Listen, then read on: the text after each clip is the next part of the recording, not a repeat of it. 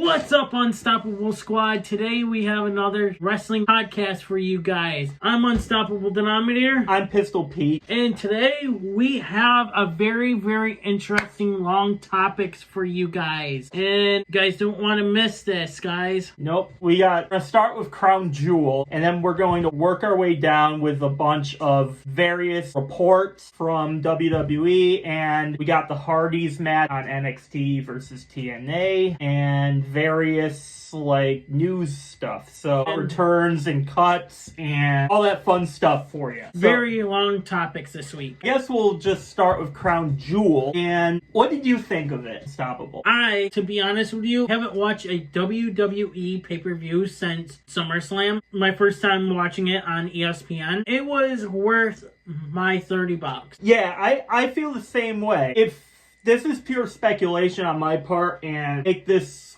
with a grain of salt, but it seemed to me that, and if you guys have been listening to our podcast that we have done for the past month or so, and I don't know if you and Vulture covered it, but you and me have covered various WWE price. You know my stance on that. I think that if they continue down the pricing, they're going to price a bunch of us out. And however, having said all of that, I honestly agree with you. I think this was the best Crown Jewel pay-per-view that they have had. Because Crown Jewel is usually like a B-tier show for me. It's not nothing major happens that that was the must-watch TV. This one, on the other hand, it seemed like WWE knew where a bunch of us stood, and they knew that they had a tall order to follow, so they told everybody to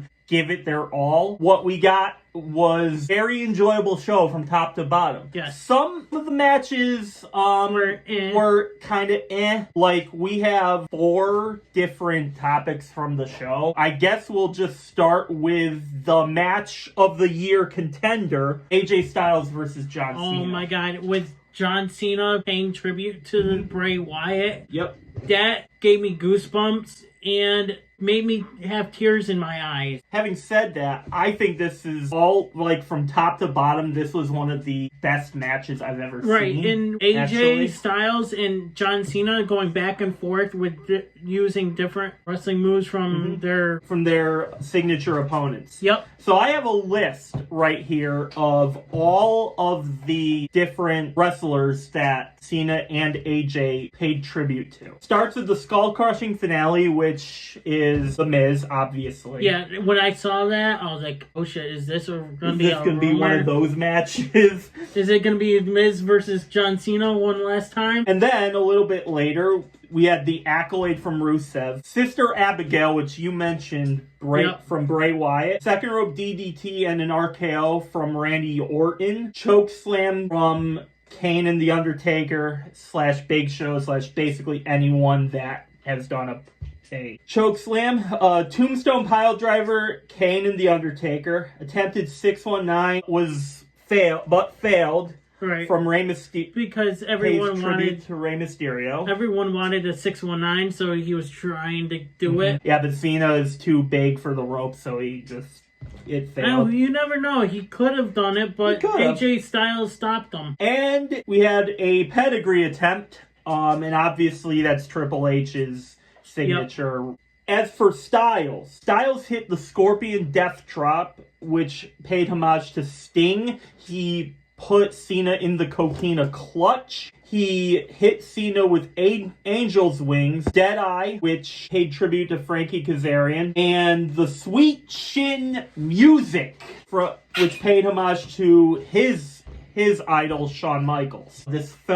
For me, it felt like a greatest hits. Yeah, it was. For wrestling. You have a bunch of the greatest wrestlers that they've faced and of all time in here, and you had a bunch of iconic moves that it made me go, oh my god, he did that thing. Oh my god, this guy did this thing. He did that thing. There was reports from fans in the comments saying, why are they hitting so many different finishers? kicking out. They're paying tribute to their opponents. Yeah. You have to keep in mind, both of these wrestlers, they're legends of their generation. Yep. They're two of the greatest to have ever done it, objectively speaking. When this is the final match versus each other, I think they should have done something like this. Right. To pay homage to obviously themselves and their greatest hits opponents. And not just that, these guys were in the business for the longest time. AJ is a Grand Slam champion in TNA, New Japan, and WWE. Yes. Should mention that AJ Styles has completely confirmed that he is retiring in 2026, next year. Michael Cole echoed that. After this match got over with, he said 2026 will mark AJ's final year in professional wrestling. Are they going to do this again with AJ? Like, my guess is that they would. My guess is, like, get a bunch of AJ's But will it be opponents. a part-time thing for AJ, or is it going to be the full-time? I think it's going to be full-time. Yeah, I do too. Unlike John Cena. What pisses me off is John Cena, this is your last year. You could have had more time. You could give WWE more of the time. Yes, you've got your schedule for movies and shit, but come on, this is your last year. You can't put your movies on hold for one more year. Just like a year. I just say hats off to these two legends, because this match honestly is a top 10 match for me. And probably the best match on the entire card. And I'll give them props. Those two hugged each other, probably said into each other's ears, congratulations on your retirement. Cena sent the note to Alicia Taylor. Oh yeah, I forgot we could put that in the beginning. Maybe. Yeah, but it doesn't matter. Yeah. I'll say, because we can just sum it up briefly here. It seems to me like AJ was not expecting that. No, she said the Bullet Club. Yeah, the undisputed leader of the Bullet Club. Like, he was like, oh, shit. But I don't think he was expecting that. When I heard Bullet Club, I was like, holy shit, WWE allowing this? Like, you're actually allowing this to be mentioned? Bro, what the I think what I think WWE backstage was like, why did you put that? It's like, hey, this is their last years, and you know. And if this was going to be the final match ever against each other, Cena should have done that for AJ. You know what? I'm surprised Cena didn't grab the mic and say it himself. But yeah, I think he was not expecting that, and props to Cena for doing that for him. Moving on, Roman versus Bronson Reed, and it was a street fight. Bronson Reed actually got the pin in this match. He's the second one to pin Roman Reigns. He becomes the second one to pin Roman Reigns one-on-one, but was it really a one-on-one situation? Right, that's what I said to you. Was this really one-on-one? So we're supposed to forget all about Braun Breaker and the Usos. Right. But that's not really what we're here to discuss. The finish of this match. How Bronson Reed got the match. Jey Uso inadvertently speared Roman Reigns through a table. And on accident. On accident. I mentioned this to you in a group chat, but I'll mention it again here. Where does this lead Roman Reigns and the Usos? Is this going to lead to a full-on Usos heel turn on Roman? Is it going to be just Jay turning heel on Roman? Is it going to be Roman Reigns turning once again on them? How do you feel about this? I feel like the Usos might turn, but I think the one that's going to actually turn first is Jay. Yeah, I agree. This is going to be it's going to be very interesting, but so my thoughts on this, I think this means at the very least, it's going to lead to something for Jey Uso. Whether he turns on Roman, whether both of the Usos turn on Roman, because I thought both of them turned heel this past week. Right. Apparently they were still face again. So I think they got to get their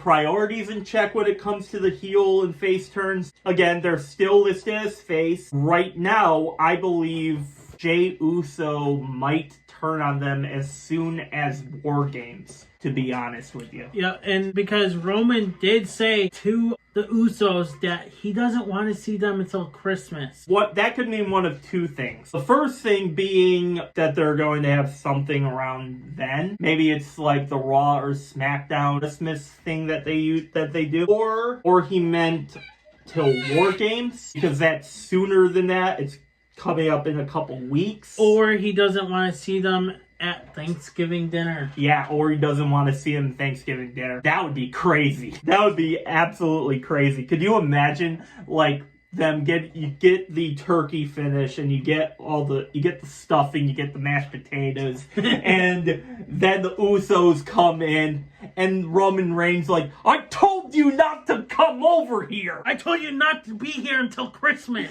That would be crazy if that happened. And then super kick Roman Reigns. Yeah, just super kick Roman, and Roman avoids it, then spears him through the buffet table. That would be crazy. Yeah, that's pretty wild, because these three have been in a faction with themselves for the longest time. Maybe they reached the point where this is kind of all they got with like they did everything that they set out to do, and maybe they just want to go their separate ways. We'll see how it goes. We got still next month. We got a month or two. We have a month till War Games, and we have 2 months till the end of the year. Who knows what's going to go on? We can talk about the Crown Jewel Championships, and we're going to start with Stephanie Vicare's win over Tiffany Stratton. So, I don't know if you've seen this, but reports are saying that Tiffany Stratton got hurt. I didn't see anything about that, but all I can say is they both gave it their all. Right. They both gave it their all, and Tiffany Stratton was previously undefeated this entire year. She went 17-0 from the moment she became champion throughout this entire year. I will say this, whether you are a Tiffany Stratton fan or not, or even a Stephanie Vicare fan or not, both of these ladies, I don't think there's a loser in this. I think both of them came out better than how they entered. And I think, and Triple H said it himself, like Tiffany, he gave huge props to Tiffany Stratton and said that she was previously undefeated, and she entered Crown Jewel weaker than how she exited it. Like, even in the loss, like this, you're losing to Stephanie Vicare. Like, that's not a terrible loss. No, it's not, because Stephanie Vicare is really, really good as well. Stephanie Vicare, like, from the moment I saw her at the Forbidden Door pay-per-view 2 years ago, I thought she had loads of talent, and I thought for sure AEW was going to pick her up. WWE decided to pick her up because that's where Julia was going to go, and Stephanie Vicare wanted to be wherever Julia was. Right. Now, is Julia moved up, or she's still in NXT? She's moved up, but they haven't really done anything with her aside from this like partnership that she has going on right now. They haven't really done much with her outside of that. Maybe this opens the door for another opponent, and this gives Stephanie Vicare momentum heading into WrestleMania season. Maybe she just became the favorite to win the Royal Rumble. Like, I don't know if it was Michael Cole it was Michael Cole. Don't forget, Liv Morgan would have been champion if she never got hurt. That is true. Because she won the tournament that was started after Liv Morgan got hurt. Two of the not back-to-back winners, but back-to-back enterers could have been Cody Rhodes and Liv Morgan of this year. I think in Liv Morgan's case, I don't know. You said it. We'll mention this again when we talk about Seth. How you mentioned something to me yesterday during that match that I found interesting, and I actually agree with you with this. Well, that's a first. I know it's very rare that we agree on things outside of this, but like it's really rare that we agree. I do agree with you on this one point. Cody already won last year. Yep. It wouldn't make... So did he really need a second in a row? I mean, he could have the be like an Infinity Glove and win all those Yeah, like with the Infinity Gauntlet and have all like rings. All of them. Like Tom Brady has Yeah. like one of them, all of them on hand. I'm sure that hurt you to say that. Yeah. That really hurt. Cheater. That really hurts him to say. Flipping this back to Liv Morgan, because again, Liv Morgan and Cody Rhodes won the Crown Jewel championships last year. They became the first ever people to win this championship, which is essentially the champion of champions style match. Essentially the fight for who's the real champion of the entire year. So if Liv Morgan was in here, I got two questions for you. The first is, if Liv Morgan was in this match, who would she replace? And two, do you think she would have won this match? She would be replacing Stephanie, of course, and she would be facing Tiffany Stratton, so... Do you think she would have beaten Tiffany Stratton? That is a tough one, to be honest with you. As the WWE would have done it, yes, but... in match-wise, I think Tiffany would have beat her. Yeah, I agree. I don't think, like, at least for the first couple years that they do this, a repeat winner would feel very, like, lame. So, you gotta get different people involved in this. Yeah, I agree. I think Tiffany would have won this match if she faced Liv Morgan. Yep. And she would be 18-0 versus 17-1. That isn't the case, so props to Stephanie Vaquer for getting her win. And then congrats, Stephanie. I was rooting for you through a whole match. So was I, and that was an impressive victory. Now, let's talk about Seth Rollins versus Cody Rhodes. Here's what I mean by us disagreeing. One I want to say is that coast to coast. Oh my god. Headbutt. Oh my god. I didn't think he was gonna make it. Bro, when I saw that, do you know the amount of athletic ability you have to do just to land a move like that? Jeez, and I know this guy has hops, but damn. That was a great display of athleticism. I didn't even think he was gonna make it. I know, right? I actually thought he missed, like, the first time I saw it. Like, damn, holy crap. But don't get me wrong, Cody Rhodes did a incredible move off the top rope as well. Oh my god, yes, he did. Yeah, the avalanche crossroads that he did, that was insane. Both of these wrestlers honestly are like top 5 in the world right now for me. I know you don't really like Cody Rhodes, but yes, even though I met Cody Rhodes in person, he's been getting boring as fuck lately. And a lot of you guys fans would probably agree with me on this. His championship runs, the first one's been boring. The second one, he hasn't defended that title much anyway. Yeah, I agree. First one, I don't necessarily agree with you on the first reign. I'll give you this. None of the WWE title holders haven't competed that much with the belts either. Now, with Vince said 30 days or you're with Triple H with the belt and stuff now in charge. They can hold on. It seems like they can hold on to however long they want to now. Completely wild how he's doing things. I get that he wants to get try to find someone to build these superstars up. Come on, you gotta defend the belts. Hold them for... You gotta at least be able to defend your title in order for you to keep the belt, in my opinion. I don't know how much of you guys paid too much attention to this, but Cody Rhodes was cast in the Street Fighter movie. He kind of looks like his character. He looks a lot like the character he's playing. And this is where I'm going to throw this to you. I feel like they made a mistake by putting it back on Cody for that reason. Yes, I'm sorry. I agree with that. I fucking agree with that one. Because not only did you have Cena lose, I thought he lost the belt too early. To lose it to Cody when Cody has other priorities to do, that makes zero sense to me. Yep. That made zero sense to me.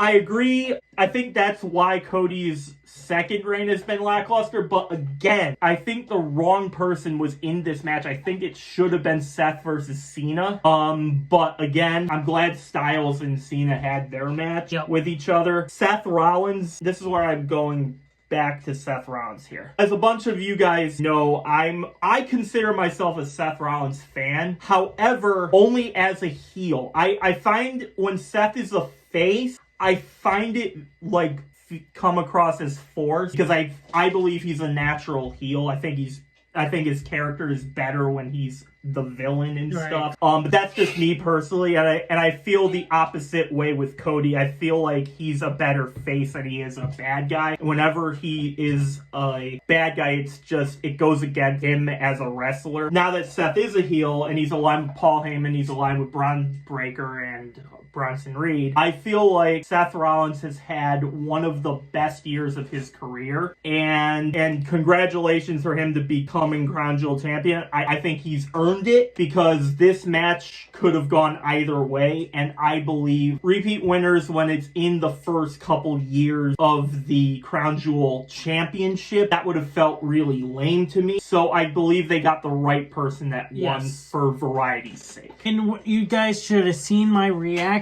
when Seth Rollins punched Cody Rhodes in the face with his watch. Oh my god, I was like, hit him with it, hit him with it, hit him with it. And when he did it, I was like, yes! And then when he went up to hit the curb stomp off the top rope or middle rope and stuff, come on, curb stomp him, curb stomp him. Yes! Come on, cover him, cover him. When he did, I was like, 1, 2, yeah!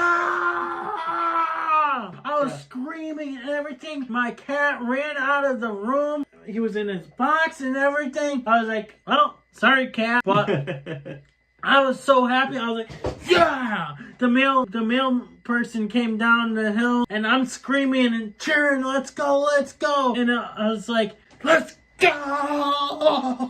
So congratulations, Seth Rollins. Big fan of your work, and you've earned this one. And to be honest with you, I was rooting for Seth Rollins the whole way because I hate Cody Rhodes. I wanted Seth Rollins to win so bad. Even though, yes, I hate Seth Rollins too.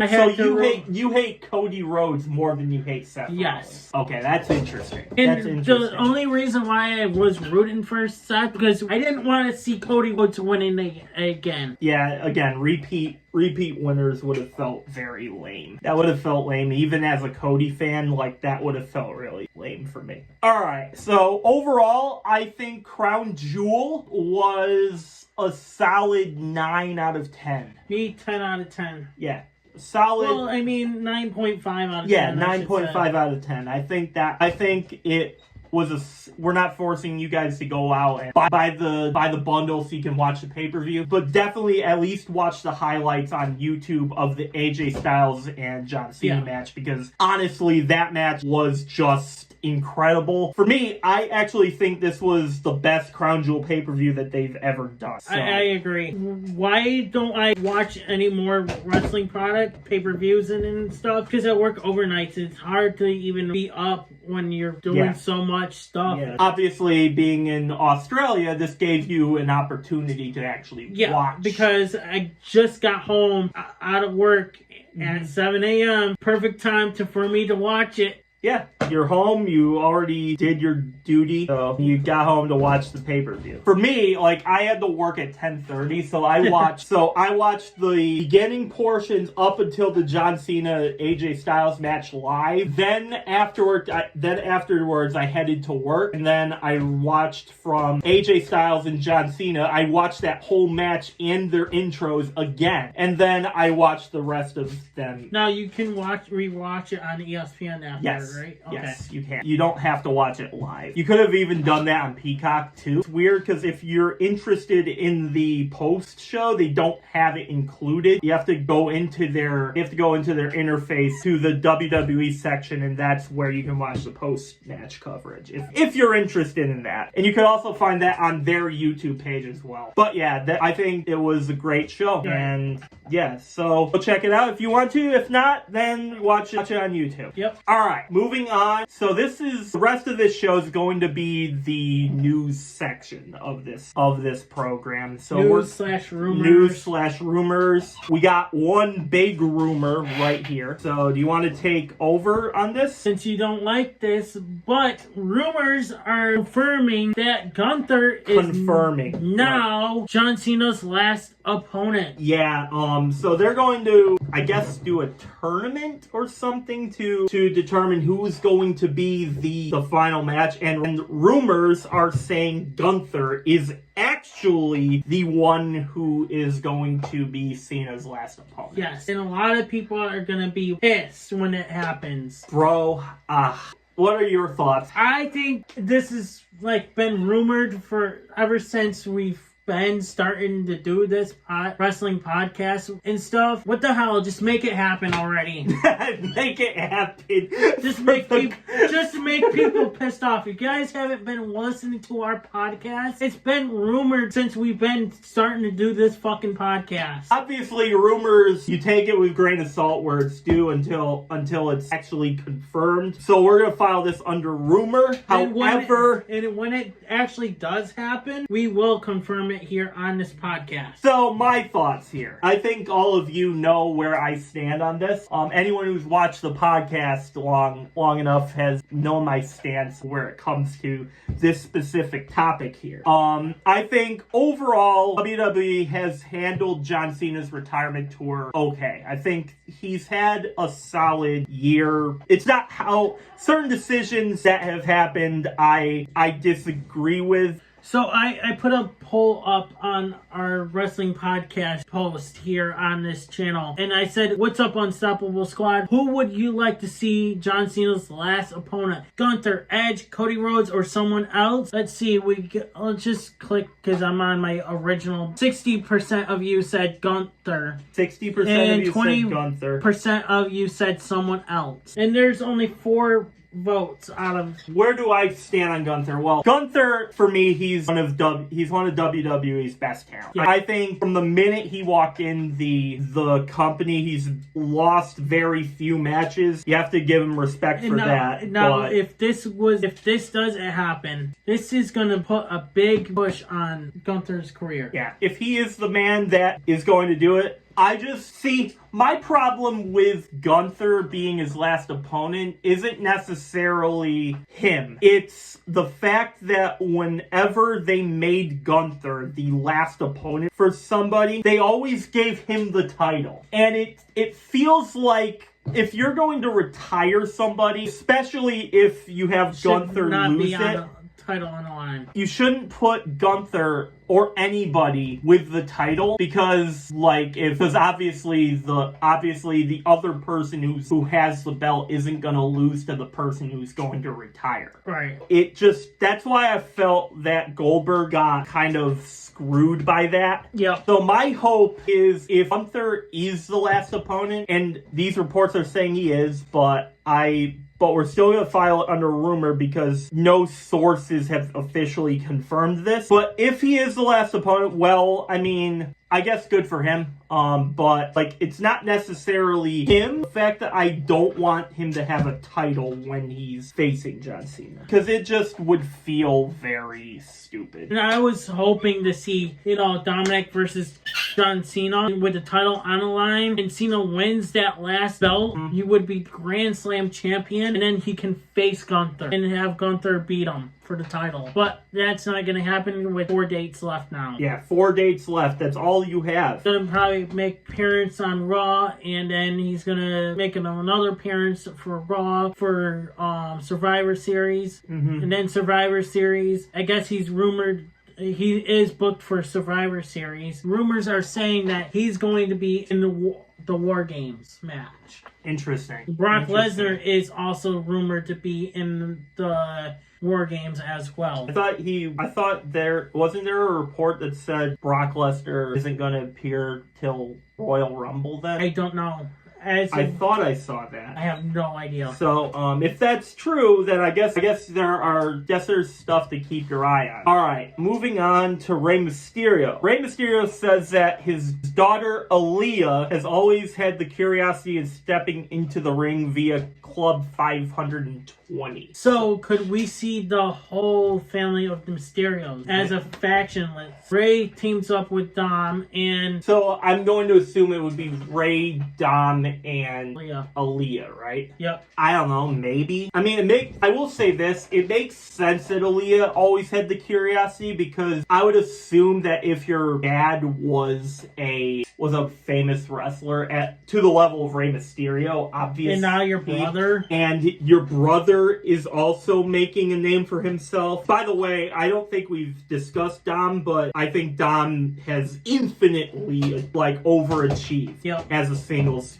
competitor. Killing it out there. Shoutouts to him. He's been killing it in everything he's done. But yeah, I think Aaliyah, it makes sense to me that Aaliyah would have the curiosity, because that would be my curiosity too. Right. Whether it happens or not, we gotta see. I think it would be an interesting story, maybe for the last, and we're on the topics of retirement tours, so maybe when Rey finally retires. I think 2027. Maybe. Right.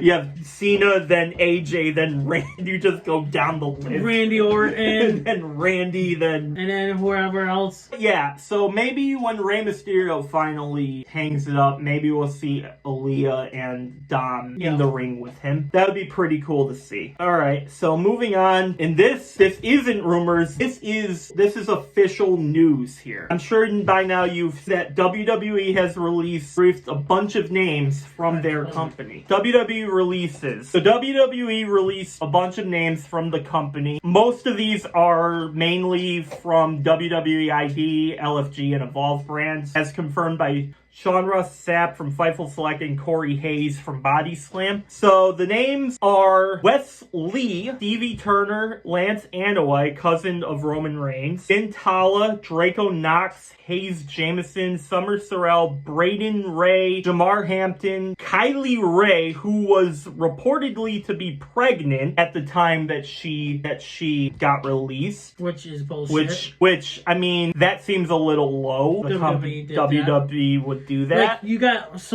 got Naomi pregnant. Why didn't you release her? Yeah, it's like this stuff happens. It's not. It's not really. I mean, it is in their control, but you can't really, once you're pregnant, you're pregnant. It's not gonna But why release? Why would you cut somebody that another star be pregnant on your roster? That doesn't make sense to me. Now she's pregnant, not making money. I know, right? It's like she could use that income to support the kid, but I mean, not dramatic, but the cut is going to impact the well-being of Kylie Ray. Yep.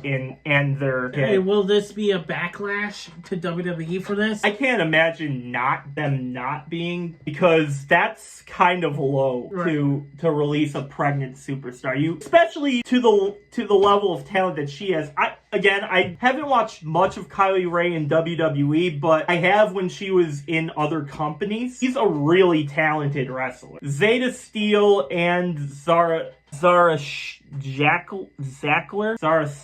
Those are the names. Obviously, a bunch of... I mean, aside from Wes Lee and Kylie Ray and maybe Lance Anoa'i, I don't really recognize a whole lot of these. Yeah, same. One thing is, on Wes Lee, disagree on that, because they could have moved them up to the main roster. Because now that Sami Zayn is doing a U.S. title open thing, right? Yeah. Wes Lee could have moved up and done that. I agree. I think Wes Lee is extremely talented.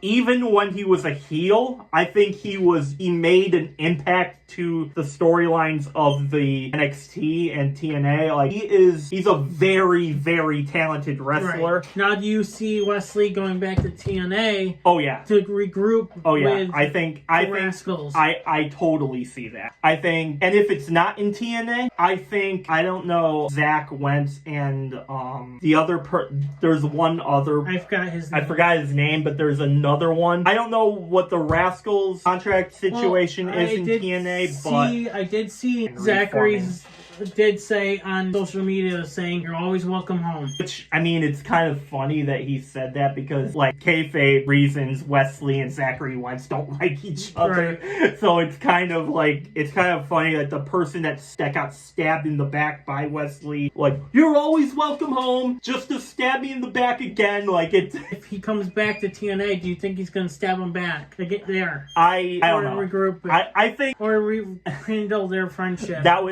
would be funny, right? Yeah, for me, I think Wesley should reform the Rascals. Obviously, like, they're one of the best tag teams of the past 10 years, and I definitely see Wesley going back to TNA. Speaking of tag teams, and we got the Hardy Boys. Let's talk about the Hardys for a minute, Unstoppable, because they made history in WWE and TNA. Of course, we covered on the show last week that NXT versus TNA was going to be a big event. Yep, which I mean, it did not disappoint. There was a lot of great matches on. I think the one that deserves a place here, the Hardy Boys won for the first time the NXT Tag Team Championship. Yes. And obviously, the Hardy Boys are one of the greatest of all time. In a lot of people's eyes, they are the greatest. And they also not just won the NXT titles. They won both the NXT and TNA World Championships. They won another tag team titles as well. In this run, they won the tag team titles Now, do you twice. think the Hardys are on their verge of retiring as well soon? I mean, I think they have one more run in WWE. For them, maybe this is the run. Maybe them winning the NXT titles is the first steps in getting the Hardy Boys back in WWE. But I think they have one more run. Maybe they win maybe they win the World Tag Team Championships again. For them to win the NXT titles, that is massive for the tag team division in NXT. There are a lot of good tag teams that they will face. They beat the Dark State here, which slowly became one of the best factions in WWE over the past year or so. But yeah, I think props to Jeff and Matt for them winning the titles again. What do you think? I think I'm glad that they won it. This is like history that TNA and NXT are working together and that they're... World Tag Team Championships? No. When you know how they win all the gold after winning... I got the damn name. I don't know. But congrats to Hardys and stuff. I have brain fire. I can't think of it now. He had an idea, but it just fizzled out of his head. It just... Maybe your mask is holding the... Yeah, I know. Should I take it off? Yeah, pretty much fans are like, yes, take it off. Take it off. You'll need the mask on. Show your face. I definitely agree. The Hardys, this is huge for the NXT. Grand Slam. There we go. Grand Slam. There we go. Unstoppable. Shit. Bleep that out, like when in editing. Bleep. Moving on to Xavier Woods, he signed a new multi-year deal with WWE. It was noted that both sides finalized the agreement at the very last minute near the end of September, and Fightful reported. So, what do you think? Well, congrats on Xavier Woods. So, on re-signing with him, I think he deserves it. He and Kofi Kingston have done a lot for them, and they're just getting back in the relevancy of the tag division. So you obviously don't want to let either of them go, and I think it's a good thing that they agreed. Yep. Now, do you think the New Day gets another run at the titles, or maybe like singles titles for Woods? I don't know. We'll have to see and find out what will happen now. The first thing is, I don't know if the New Day get a tag team opportunity. They obviously have won the tag team titles a bunch of times. Right. And Kofi Kingston specifically has 30 billion titles. He has like 30 billion titles to his name. So the one member that really hasn't done anything is Xavier Woods. And maybe Xavier Woods wins like the Intercontinental Championship or something. Got Asuka and Kairi Sane. Asuka is now mentally and physically controlling Kairi Sane as her mentor. Kairi will come out of this story as a huge babyface when she finally turns on Asuka. I can see it because look at what happened at Crown Jewel. Kairi Sane actually saved Asuka, but yet got the pinfall for it. Yeah. So you think this will be a backlash Monday Night Raw? Maybe. As you guys are listening to this last night. See, I'm glad you brought this up because it gives me an opportunity to tell you guys what I think of this whole storyline. So, going back to the moment a couple of weeks back where Asuka and Kairi Sane turned on Io Sky. At the beginning, it felt like Asuka was definitely a heel for me. Yep. And I think she is definitely heel. Kairi Sane is interesting though. For me, Kairi Sane seems like she's stuck between both wanting to be with Io and Rhea Ripley and wanting to be with Io and Asuka. And now it feels like, removing Rhea from the equation, it feels like to me that mindset has kind of turned into eventually we will see Kairi Sane turn on Asuka because I think Asuka is going to get jealous of Kairi Sane, and if she isn't already, we don't know, maybe on Monday Night Raw we'll see it. You can tell that Kairi Sane didn't want to be with Asuka. She's got to listen to her. It's like, well, I don't want to listen to you, forcing me to listen to you. Right. It feels like Kairi Sane is stuck, and I think if I had to bet, I wouldn't put money on this, but I'd feel that Kairi would be the one to turn on Asuka. Right. And I think her and Io's rage is only focused on Asuka. It doesn't really seem like Io is... She obviously is in the story that kayfabe reason she is pissed at both of them, but it feels more mad at Asuka because Asuka and Io Sky go back like a decade in the business. Yeah. So, and I think this has weight. I think Kairi will become a huge babyface. Whether her and Io get back together, that is up for debate. Yeah. I think personally it would take some time for Io to sort everything out in her head, but I think we could see Kairi turning on Asuka sooner rather than later. Yeah, definitely. A news story. Santos Escobar re-signed with WWE after his contract expired the other day. Apparently, that didn't last very long because he is now back in WWE. Now, rumors are saying that Triple H goes, we'll give you a title shot and give you more money. Okay, we'll have to see. I read that this was like more money, like what? Not like a few $100s or something, like way more than anybody else was willing to offer Santos. And not just that, it's keeping him away from AEW. Could have been Santos Escobar joining Andrade over on AEW, joining the Don Callis family. Yeah, oh my god, and that would be a 15th member of that. And you know what? That would have been interesting.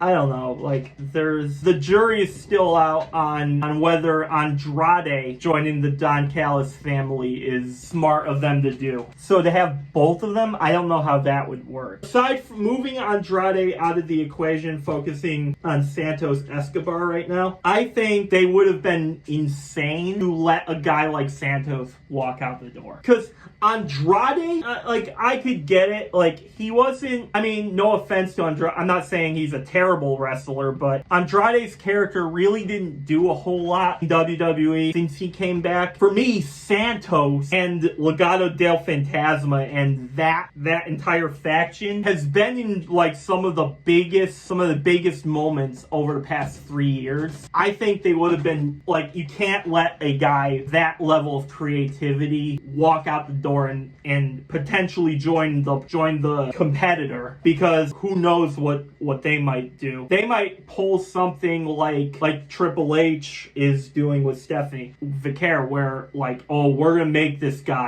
Stephanie Vicaire a huge name in our company. We're gonna make you regret the day that you did not sign Stephanie Vicaire. I can see a world where if he did go to AEW, that Tony Khan would do something very similar with Santos. Maybe he does I would like to see him get a championship reign right now, because I think the guy deserves it. He's been incredible ever since he came in. I think this guy has been one of the best they've had, and yeah, we got to see where it goes, but definitely they made the right move bringing him back. I agree with that. What do you guys have to say about Santos Escobar and every other one of our topics that we had? Bunch of other, like, there's a lot of news, like, throwing everywhere, but what do you guys think about Santos? Let us know in the comments. Let us know in the comments. Moving on to Matt Riddle. He says he'll gladly accept a WWE Hall of Fame induction. I'm laughing at that. I'm sorry, Matt Riddle, you're not going to get a Hall of Fame. Wow. So you say no to No, because he Riddle. hasn't done shit for the company. What about RK Bro? That doesn't mean shit. He was an NXT champion. Doesn't mean shit. It doesn't mean anything. Your US title Doesn't mean shit. Okay. So I feel that Matt Riddle's an underrated name in WWE. However, He's a laughing stock. yeah. Like, enough with that. I think Matt Riddle is underrated, but even I have to say, okay, realistic. I think he's underrated, but I also have to be a realist. He hasn't done enough for a Hall of Fame induction. In order to get a Hall of Fame induction, you have to first, have a good enough run. And Matt Riddle has been involved in a bunch of feuds, but the only real way I can see this happening would be if Matt Riddle first you have to come back, and I don't think that's happening. Nope.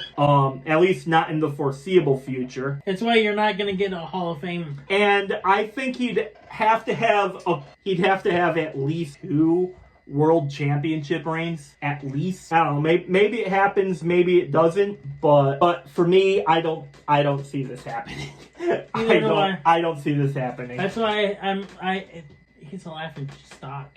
He's not a laughing stock, but he's definitely not deserving of a Hall of Fame induction. Maybe he'd induct somebody. Maybe if can you imagine if Randy Orton gets inducted into the Hall of Fame, yes, Matt Riddle do it? No, I think he's gonna have, if his dad is still alive, he would probably have his dad induct him. I'm just saying, introducing the latest Hall of Fame member, Randy. It would just be a huge show about. It would be a huge reference to RK Bro. I'm trying, guys. I'm trying right here, but I don't really see this happening at all. Okay. What do you guys think? Do you guys think Matt Riddle is worthy of a Hall of Fame induction or not? Let us know in the comments. Us? Nope. Yeah, no. All right. Big E has opened up about his mental health issues and struggles with suicidal thoughts. Big E has battled depression since the age of 9. He says, quote, "I have struggled with suicidal thoughts even at the height of the New Day when we were taking off. So many times I didn't know why I was there. I didn't see the light at the end of the tunnel." Via What's Your Story, Stephanie McMahon. I definitely feel this. I am someone who has struggled with mental health pretty much my entire life. I definitely sympathize with him on this. but I have since gotten back on track of things that I prioritize in my life versus things that I shouldn't really care about too much. Not saying Big E hasn't. When he was in the New Day were at the height of their careers when for me, the New Day was at the prime when they had Big E. Big E brought the energy and for me, he brought the intriguing factor into that faction. Since it really hasn't felt like the New Day for me, in this same interview, he did say that his in-ring career is behind him, which sucks. All right, I'll be listening to that podcast once I finish up listening to another podcast. Yeah, I really haven't followed much of it either, but this is just something I know. In this same interview with Stephanie, he did say that his in-ring career is behind him, but I do definitely sympathize with Big E on this as someone who has struggled with mental health myself. Yeah, I kind of have mental health issues myself, but not as bad as everyone has claimed. But mental health is no joke. No, if there is, get help if you need it. Talk to somebody, there's a good quote that has been floating around social media. Maybe some of you guys have mentioned it. The quote is, "I would rather listen to your story than attend your funeral." Which you have said that to me a lot. Yes. I would rather hear your story than attend your funeral. Just, if you need help, ask for it. Even if things don't feel right in the moment, if you need help, somebody will be there. And that's why I open up to you guys in our group chat, too. Mm-hmm. I definitely sympathize with Big E on this, even though I never really had suicidal thoughts, but I've lost friends to suicide.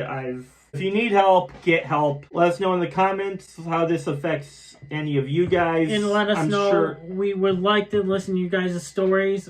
I can even mention this in our actual podcast with me and Immortal Spades. Last topic. This relates to SmackDown, I believe. The MFTs and Tanga returns. And they are now feuding with the Wyatt Six. Yes, this is going to be huge and very interesting now that Tanga is now back and he is fucking jacked. Yeah, I saw that photo. I didn't even recognize him at first. You're right. Before he was not that he was a skinny dude.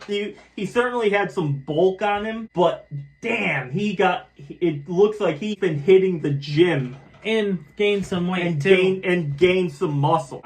Well, he looked like he gained some weight on him. Yeah, but yeah, he looked jacked. And also, can we mention how that with the face paint? Oh my god, that was badass. They're going back to the old days. I haven't really seen much from Tanga aside from a few things over when he was in New Japan and stuff, but the dude definitely is a hard worker. From everything I know about the guy, he is a hard worker. Now we know where he has been for that whole year. I know, he was gone a year, right? Almost a year. Almost. Because remember, War Games is almost a year. So. Yeah, and he got hurt during that match. Yep. And I think I mentioned in our last podcast about Tanga. Mm-hmm. We haven't seen him. Oh yeah, that's right. You just mentioned this last week. Yeah, that's right. I do remember that. And now, we go. I guess we spoke it into the universe. Yeah, Tanga definitely. Well, he's gonna add so much to the MFT and Solo's group. Now, how do you feel about Solo in his group right now? Me personally, well, I gotta keep in mind that I'm gonna try and be as objective as I can with this because obviously Solo and they're all heels, so yeah. You're supposed to hate them. That's the whole idea. I judge / critique how good of a heel you are if you get me to either hate you or find you intimidating enough. Because that's kind of the whole point of the heel character. It's kind of like your favorite comic book. Say, if you're a Batman fan, how good is the Joker. Like, the Joker is obviously Batman's main enemy. It's kind of like that with professional wrestling. I feel like Solo and MFT are great at making me hate them. Right. The thing is, I don't know if I should root for them or hate them. When Solo turned on Roman, that was a moment I kind of wasn't expecting it, and it was kind of, I don't want to say it wasn't like it came out of left field, but I didn't think it would happen that quickly. But ever since that, Solo and the whole group have basically been the main villain on SmackDown for the past like 2 years. I definitely think they are good, and adding Tanga back only boosts how good of a faction this is. Anything you would like to add? Not that I know of right on top of my head. Well, check social media. I'm going to go on Google, seeing if there have been any.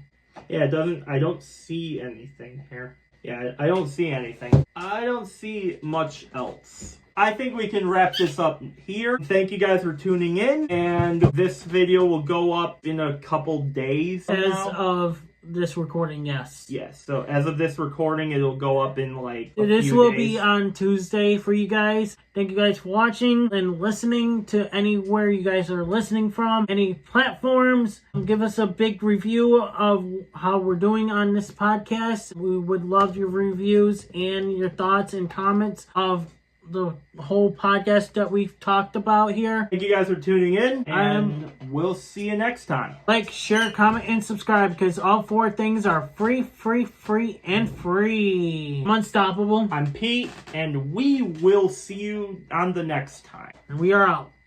Peace. Hey everybody, it's your boy Skiz here. And if you don't subscribe to Blonde and the Unstoppable Denominator, then you are a toothy bumfuck, pussy ass bitch motherfucker.